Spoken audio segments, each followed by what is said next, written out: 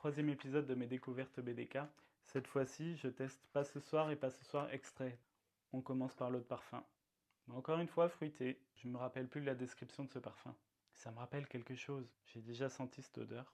Alors, ici, on est sur quelque chose d'assez puissant. On sent qu'il y a un fond un petit peu collant, peut-être du miel ou quoi. J'ai l'impression qu'il y a beaucoup d'intensité dans ce parfum. Pour moi, il y a un fond ambré qui est là et qui va en imposer sur la peau au final.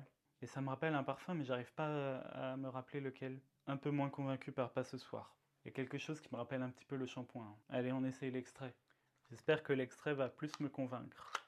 Ok, bah là, on est encore plus ambré, mais un peu plus sombre.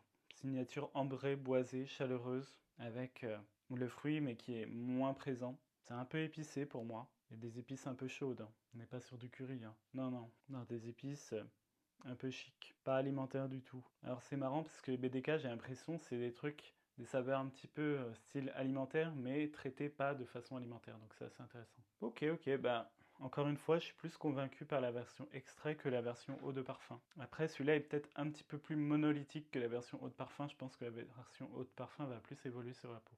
Allez, ça fait quelques minutes que Pas ce soir est sur touche, donc la version eau de parfum. Ouf, ok.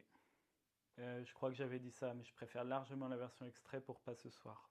L'eau de parfum, pour moi, elle est trop sucrée, elle est trop marquée par les notes sucrées. Par contre, version extrait, beaucoup plus sexy. Ça, sur un homme, c'est top. J'adore.